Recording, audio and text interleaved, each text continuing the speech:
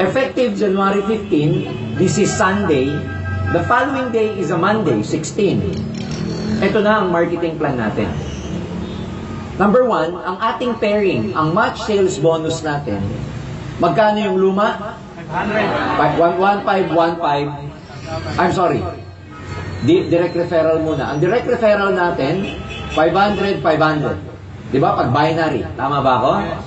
500. Magkano ang match sales bonus? 15. So, 500, 15. Come January 16, this will be the new marketing plan. The new direct referral bonus would be 1,000, 2,000 ang magiging pairing. Ulitin ko 1,000, 2,000 ang magiging pairing. Okay? So, 1,000 direct referral, 2,000 match sales bonus. Our new price for the global pack will be pegged at 12,980. Okay? Value for money pa rin to, don't worry. Pangalawa, pag-iisahin na ang marketing plan ng AIM World at saka AIM Global. Kaya sa global pack na to, expect na meron ng AIM Global, meron pang AIM World, I Protect Home, at saka meron pa siyang Natura Essentials. Okay? Ito yung magiging price niya, at itong price na to will be standardized all over the world. Okay? So 12,980, direct referral 1,000, match sales bonus would be 2,000. Are you with me? Yes! Now, what else? Ang mangyayari dyan, okay, ang mga mangyayari pagbabago, although meron tayong 12,980, ang tataas ang GP natin, ang ating retail price, mga price ng product, C24, lalo na tong AIM Global, except for AIM World at saka Natura Essential, hindi nakasama yun sa price increase. AIM World, AIM Global products, we order, ang retail price will increase to 10%. Okay? Pero ang inyong commissional points, alam niyo yung commissional points? Yes. Halimbawa, magkano commissional points ng C24? 225. Magkano commissional points ng complete? 200. Ang commissional points sa lahat, tataas din ng 10%. Nagets nyo? So, yung price tumaas, pero yung basis ng commission nyo, tumaas din. Are we clear? Sa marketing plan na to, ang AIM World at saka AIM Global iisa na. So, kung ikaw to, di ba, previously, ang overriding commission nyo, meron lang kayo sa reorder. But with this new marketing plan, ang global pack, lalagyan namin ng stair-step points.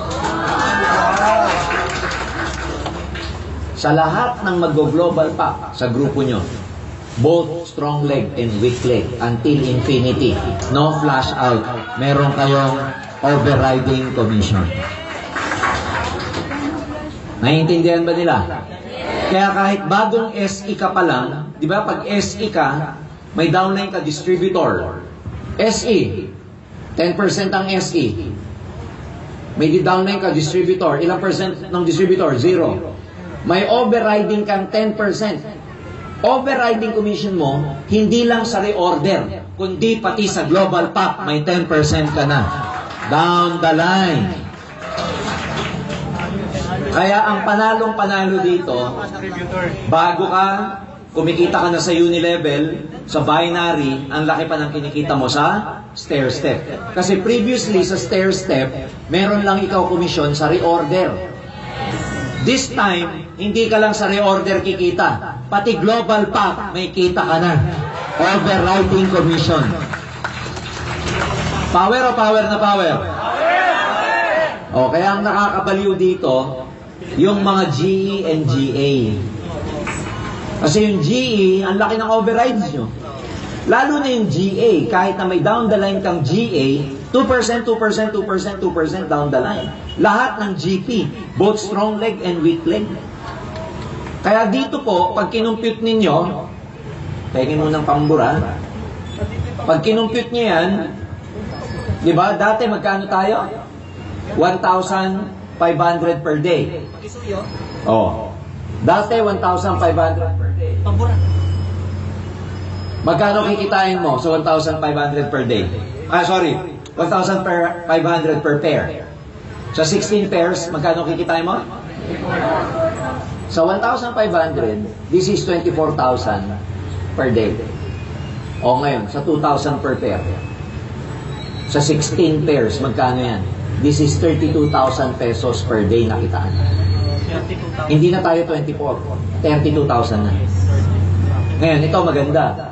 Pag ikaw nag-12,980, yung mga bagong member ninyo, automatic, meron na rin siyang Sunday encoding kaagad. Oh, kaya 32,000 per day. Kasi times 16 di ba? 2,000 times 16, 32. Times 30 days, 990,000. Isang buwan. Tama ba? 390, tama. Isang buwan. Ang neto nito, less GC, 760,000. Ang fifth pair, di ba may cycle tayo every fifth pair? Merong product, GC. Starting January 16 next year, tatanggalin na namin ang product GC. Wala na kayong product GC at saka Sodexo. Every fifth pair ninyo, points na magagamit for travel incentive both local and abroad. Ulitin ko every fifth pair, wala ng product GC. Every 25th, wala na rin Sodexo. Yung point, yung fifth pair ninyo, i-convert na points ang tawag travel reward.